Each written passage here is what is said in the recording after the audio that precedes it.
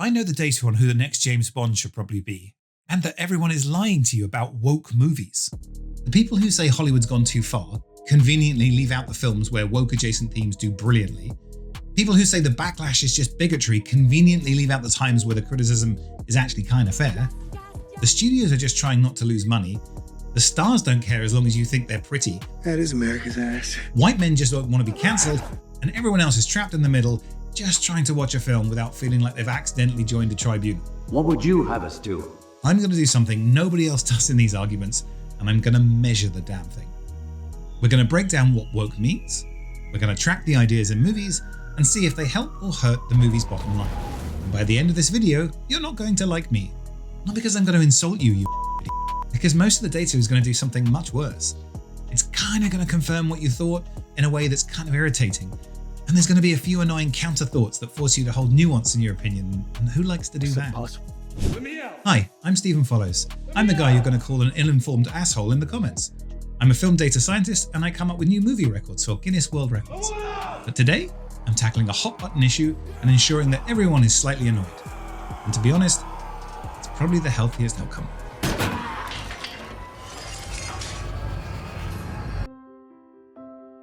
The meaning of woke depends entirely on who's speaking, which is kind of a problem if you're trying to measure it, because you can't build a data set out of vibes and spittle.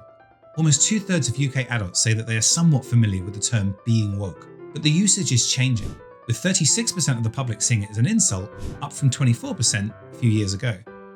So we've reached a stage where the same word can mean morally awake or communist lizard, depending on which uncle you're speaking to. There's also a divide between the people who make creative content and those who watch it. In a 2021 survey, 59% of TV execs said the industry had not gone far enough on transgender rights, compared to just 31% of the general population. Of course you do. I understand. When asked if political correctness had gone too far, 62% of the public agreed, compared to just 19% of TV executives. I suspect part of the reason that cinema finds itself on the front line of the current culture wars is that we all enjoy arguing about movies. Movies are shared culture, they're accessible to everyone, and feature powerful people, sexy stars, big money, and salacious gossip. I mean, what's not to love? Plus, arguing about movies is cheaper than therapy, and you don't even have to acknowledge that you're the problem. To show you what I mean, here's some data from 22,000 Wikipedia pages for movies, and it shows us a couple of things. First of all, controversy in movies is omnipresent. Basically, film has always been controversial since the very beginning, which is impressive because early films were just trains arriving, and yet people still panicked. The second is that the most contentious period is actually not our current moment, but that of the 1970s. However, the topics under discussion have shifted over the past century. The 1970s controversies were much more about community backlash, workplace misconduct, and censorship, whereas the current decade is the high point for controversies around the culture wars. Identity politics, cancel culture, political correctness, DEI, and other woke-adjacent ideas. Movies can be a Rorschach test, in that what you see in them says as much about you as it does the film itself. The same film can represent free expression to one person and everything that's wrong with modern culture to another. Shut up, pussy. Look, I get it. Arguing about movies gives everyone a low-stakes way to air high-stakes questions. So it's perhaps not unsurprising that they've invoked so much in the current conversation about wokeness. For some reason, we've collectively decided that the best way to talk about identity, class, and power is through the medium of mermaids, or the mermedium if you're a pretentious But we should remember that just because they are often cited at the tip of the argumentative spear, it doesn't automatically mean they actually are relevant to the debate they're being summoned within. Some movies seem to get dragged into the culture war the way a toddler gets dragged to their parents' divorce.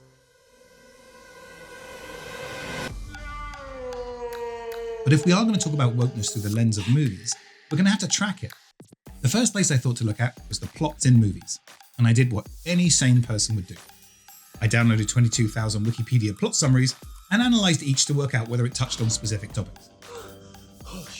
For example, this chart shows the percentage of movies that touch on aspects of social reform and rights, basically where characters would spend the runtime saying, "We should change society," rather than "We should kill the shark." This included films about civil rights, workers' rights, legal justice, housing policy, and similar themes where characters or storylines were concerned with changing societal structures. We can see a fairly steady increase since the early 1960s. This method allows us to see the ever-changing, sometimes cyclical, nature of movie storytelling. For example, LGBTQ plus narratives gained visibility in the early 1970s, returned prominently in the 1990s and early 2000s, and have risen again sharply in recent years. Guys, scream, slay, slay, slay your enemies. This method also shows us that not all of the woke conversations have seen recent growth. For example, far fewer films today engage with the ideas of colonialism or indigenous rights than they did in the 1950s. But this highlights an issue that might mean that we don't want to use this for tracking wokeness. Much of the activity in the earliest period in this chart was framed through a colonial lens, often focusing on white protagonists in exotic locations, rather than offering meaningful engagement with indigenous perspectives or anti-colonial ideas. I live where the land meets the sky, where the eagle and the raven fly free. I live under the sun and the moon. Where do you live? I'm his neighbor. It's also possible that some of the things that anti-woke folk complain about wouldn't show up in the plot, such as casting, creative choices, or brief moments. Wikipedia summaries rarely do justice to the bit that you hate in the movie, where the haunted doll won't shut up about restorative justice. This method gave me a binary flag as to whether the themes were present or not present, which doesn't really reflect the complexity of what a movie is. So instead of looking at the movie itself, I opted to look at the people shouting about it. Sorry, reviewing it. I looked at the people reviewing it, and by which I mean the audience rather than professional critics. Look, I'm not proud of this. It's like saying, to understand climate change, I analysed Amazon reviews where people said how hot the sweater made them feel. But woke isn't a thing, it's a feeling.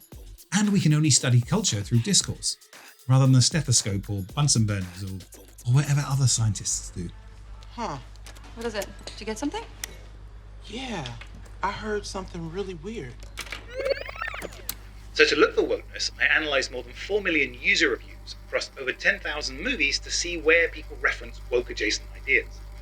They largely fell into 5 categories. 1. Representation and diversity, looking at the casting and character focus. 2. Identity politics, gender, race, sexuality, things like that. 3. Political and social messaging, justice, inclusion, activism. 4. Canon and continuity changes, gender or race swapping, rewriting law, things like that. And then finally, cultural tone, modern language, virtue signaling, didactic framing, etc. All of you can kiss my Russian ass. It's a complex spectrum of perception, so I've done my best to pull it into a visual space, with different circles signifying gender, racial diversity, LGBTQ plus representation, and breaking the canon. Some movies only had one theme, some had more, and The Rise of Skywalker was a complete shit show, cracking all 4 circles on this woke bingo card. Bingo! Damn it! But this is just a simple Venn diagram based on vibes. You can get that anywhere. I don't want to sound arrogant, as I'm better than that, but we should go deeper, way deeper. If we want to look at all movies and do so in an analytical way, we're going to need to science the shit out of this. So I turned to a method which uses language meaning and provides numbers we can track. I wrote a bunch of dummy reviews, each based on specific cultural or political themes. I then mapped them onto every real film review in mathematical space and compared each one to my dummy reviews. The closer the film's reviews were to one of my dummies, the more likely the audience was talking about that theme. As an illustration, the films with the highest level of discourse around feminism were films like She Said, Suffragette, Roe vs. Wade, and Women Talking, which intuitively makes sense. There's a helpful example here on the films that talked most about feminism, which is it includes The Red Pill, a documentary exploring the polarized world of the men's rights movement. The fact it's on this list and high up shows that lots of people have been talking about feminism, even if they're supporting or opposing it. What we're talking about here is relevance rather than agreement. This also allows us to look at the films that have the least amount of feminist themes in them. So, for a second, I want you to imagine the kinds of films that are the least likely to bring up conversations around feminism. You're absolutely right. Dracula, Kung Fu movies, Elvis, and Godzilla. Except maybe that terrible Roland Emmerich Godzilla film. Now that film was woke. He's pregnant. He is? He? A very unusual he. So now that we have measures for every film's relevance to feminism within the comments, we're able to look at how it's changed over time. This chart shows the average compared to an arbitrary base from 1940, and it reveals that in the past century it was fairly flat, but has grown in recent decades and tailed off in the last few years. So we now have a reliable way of seeing what people are saying, and we can detect woke adjacent ideas and which have been growing fastest. Before we start looking at whether they hurt or help the film, let's look at which ones are coming up more frequently. Across all the woke adjacent ideas I tracked, 5 had grown the fastest. And they were, number 1, inclusion as plot, where inclusion or identity is central to the story or character arcs. 2, a lack of subtlety, where films delivered a message in a really heavy-handed, direct way. 3, agenda-driven storytelling, where the story seems to push a point of view rather than develop characters or drama. 4, social justice, subtext, where the themes beneath the plot seem to reflect issues like inequality or systemic power. And finally, representation over story, where casting or content choices appear to prioritize identity over narrative cohesion. Remember, this doesn't tell us whether the audiences liked or disliked these elements. It just says that they were being discussed way more than they used to be. I'm out. It only works if we're all in. Then it don't work. I'm just kidding. Biggest 7-day box office for a single film in history. So let's take a look at the numbers themselves.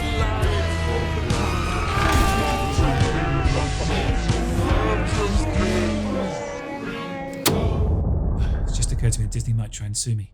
I'm going to try and confuse them by talking about something they love. Money. I calculated likely profitability outcomes for all the movies after all the costs and income was taken into account, and I correlated them with my separate woke adjacent themes. Before I give you the results, I do want to have a brief PSA on behalf of art. You know art. Lovely art. What makes movies so fascinating is that they are both business and art. There are many reasons why films are made and many ways they can be judged, with profit just being one of them. If profit was the only measure, then the Transformers movies would be the Sistine Chapel. Studios are multinational corporations with shareholder obligations, meaning that financial performance is an unavoidable part of their decision-making. Independent filmmaking sits in a different space, with many of the investors being motivated by impact or personal passion as much as financial return. What we're looking at today is the idea of go woke, go broke, where people claim that if you focus on woke ideas, you're going to lose money. Consequently, I'm looking at the business side of this, but I did want to remind you that art can be pointless, unprofitable, and wrong, and it's still great. How could you have done this? Okay, back to the data. Is go woke, go broke true for movies? The short answer, no. Movies are way too varied for such a simple phrase to capture the reality. Some films with woke adjacent themes perform very well, others seem to underperform, and the same is true of movies without those themes. But it's not without a grain of truth. What emerges from the data is an effect that heavily depends on context. Budget level and genres shape how risky certain choices are. At the highest end of filmmaking, where hundreds of millions of dollars are invested and returns are scrutinized worldwide, overt and clumsy political messaging tends to be punished. In other spaces, such as horror, music, or sports films, identity-driven themes can strongly connect with audiences. So the slogan is neat, but the reality is more complicated. And I'm going to go into it in a little more detail. I want to give you 4 examples where woke adjacent themes hurt profitability and 4 where they help. Let's start with the strongest negative correlations, i.e., if you solely care about making money with movies, then you should steer clear of these woke adjacent ideas. By the way, an important disclaimer, these are correlations. Do not go to your producer and say, Stephen Follows told me to remove the women from the script. That's not what's happening, that's you being a cunt. 1. Heavy-handed moral lecturing in big budget films. The larger the budget, the greater the financial risk. Audiences tend to punish heavy-handed political or cultural messaging in expensive blockbusters. When the messaging feels bolted on or too explicit, audiences push back and profitability really suffers. 2. Breaking continuity in established franchises. Changing the audience's perceived contract they have with a long-running character or series raises the risk of backlash. Small adjustments may be accepted if they feel authentic, but multiple or fundamental changes multiply the danger. Somehow Palpatine returned. Franchise audiences expect consistency. This is why things like The Last Jedi had backlash from people who said the characters were unrecognizable. Changing a defined element can feel like a betrayal, especially if multiple changes stack up all at once. But by contrast, spin-offs like Bumblebee or Scream worked because they felt refreshed without discarding the essence of the originals. The data shows that continuity breaks are one of the riskiest moves in established IP. This is probably most acute when you think about the conversation about who should be the next James Bond. Bond. James Bond. We all share a platonic idea of what the character of James Bond is. James Bond is British, suave, authoritative, with charming masculinity, which means he's basically like me, but suave, authoritative, and with a charming masculinity. The actors who've portrayed him thus far have shared many qualities. Namely, they've been white, middle-aged, conventionally attractive men with athletic builds and a polished physical presence, signaling both sophistication and danger. The data suggests that the further a new Bond strays from the qualities audience perceive as canonical, the bigger financial risk they're taking. So what does it mean for whoever is picking the next James Bond? There are a number of great actors who fit 90% of the criteria, but for whom even that final 10% would be a departure. The data suggests that if you were to adjust one element, then it would serve the filmmakers to lean in hard to every other part of the remaining continuity, thus executing a peaceful transition of kill license. Farewell to arms. But I couldn't stop there. We have to go deeper. James deeper. I did a whole bunch of maths, and it is possible to narrow down who this person 100% definitely will be. I built a model which crunches age, gender, height, race, beauty, box office performance, acting ability, genre overlap, accent credibility, physical presence, audience tolerance for deviation, and then I stress tested it against historical Bond casting reactions. I sanity checked it, I broke it, I fixed it, I broke it again, and then at some point I realized I was basically writing fan fiction in Python, but I got there. The short answer is yes, I have the answer. Jeff Bezos. No, not for Bond. This is a message to Jeff Bezos. I will give it to you for $1 billion. Or I'll do it for everyone for free in a future YouTube video. Please like and subscribe. Anyway, back to the actual point. Ways in which woke ideas can hurt profitability. I have said it before, and I will say it again. When you're in a tight spot, dynamite. My friend was just murdered. Why did they put this in the movie? 3. Modern terminology in immersive worlds. Audiences expect dialogue to feel consistent with the world on screen, so contemporary slang in a historical or fantastical setting often breaks immersion and gets called out as pandering. So Persuasion had Regency England with a phrase like, I am an empath. And in The Last Duel they had phrases like, This is just science. in 13th century France. Many viewers felt these choices clashed with the setting and undermined authenticity, and over a large number of films we do see a correlation with bad profitability outcomes. And related to that is number 4, perceived inauthenticity in historical or biographical films. Films rooted in history carry an expectation of accuracy, so even small liberties can be seen as ideologically rewriting and they damage the trust of the audience. Mary Queen of Scots faced pushback on the inaccuracies, and Selma was attacked for downplaying Lyndon B. Johnson's role in the Voting Rights Act. The key point here is it's not always about what's academically true, but whether audiences feel like they're being handed a version of events that lacks authenticity. There's a thing that linguists call the Tiffany problem, which is that something that did previously exist in history feels false to modern audiences. And the name comes from the fact that Tiffany was a pretty common medieval girl's name. But today people hear it as anachronistic, and so it gets rejected as inauthentic, even when accurate. As if. So we've seen 4 ways that woke adjacent themes are negatively correlated with profitability, but there are also many cases of the inverse, where progressive themes and ideas are positively linked with commercial outcomes. Basically, some genres are built for social commentary, others are built for explosions. And if you do the wrong thing in the wrong place, audiences can smell it. So where is the right place for woke adjacent ideas? Number 1, horror films. Horror has the youngest adult audience of any genre, and those audiences are usually quite receptive to contemporary themes. The genre itself is built on confronting taboos and reframing cultural fears, so layering in identity-driven stories can feel quite natural. Candyman used gentrification and black identity to refresh the mythology, and Evil Dead Rise shifted the setting into a city high-rise. Horror audiences are like, yeah, I'll watch stories about identity and gentrification, but will there be someone getting their head ripped off? There will. I'm in. These choices strengthened rather than weakened audience engagement. And across low-budget horror overall, woke-adjacent themes correlated quite positively with performance. 2. Thrillers really benefit from shifting perspective or canon. We've already seen that changing continuity is a high-risk venture when it comes to big franchises. But for lower-budget mystery and thriller films, they often gain something from a twist in the framing. The difference is thriller fans want surprises, franchise fans want reassurance. The first group is buying tickets for twists, the second is buying tickets for the same thing but louder. So you've got The Invisible Man, which retold the story from the victim's perspective, or Glass Onion, which put its hero in a world of tech elites, or Enola Holmes that took very familiar stories but told them through the perspective of Sherlock's younger sister. These changes gave audiences something fresh while still delivering the core genre experience. 3. Sports films love identity narratives. The structure of sports movies, struggle, perseverance, acceptance, align well with themes of identity. Characters trying to join a team or prove themselves on the field mirror broader stories of belonging. Gender-swapped or underdog narratives work here because the genre expects uphill battles and celebrates resilience. You know, times change. And we need to change as well. I know writers who use subtext and they're all cowards. So the moral message isn't being like stuck onto it. It's literally the plot. And if you remove that, you just have lots of footage of people breathing quite heavily, which might be your thing, but don't tell me about it. Finally, music films really support moral and identity themes. Movies built around music often blur reality and fantasy, allowing overt themes to feel more authentic. Songs can carry emotional, moral weight much more than dialogue, which helps the audience accept these stories.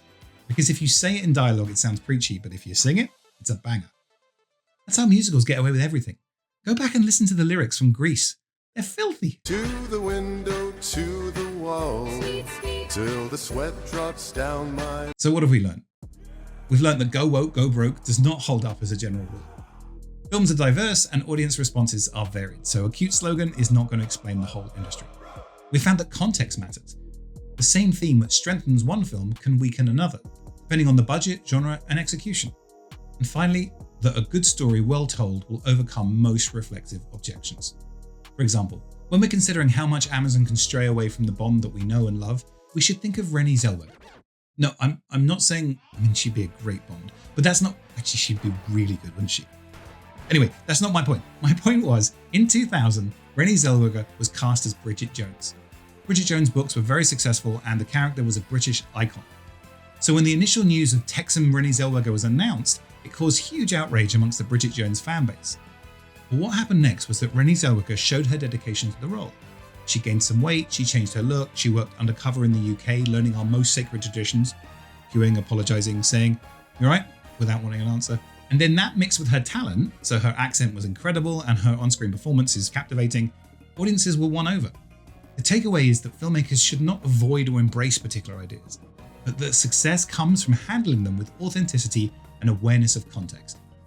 Big budget projects carry the biggest scrutiny, while smaller genres can often integrate different ideas more effectively. Thanks for sticking through what could be quite a thorny topic. I hope you enjoyed this. If you wish to cancel me, the way to do it is to hit the like and subscribe button. When you do both of them, I do officially get cancelled. And if you have enjoyed them and you want to see more of them, then funnily enough, it's actually the same process. So just like and subscribe. Thanks. Bye.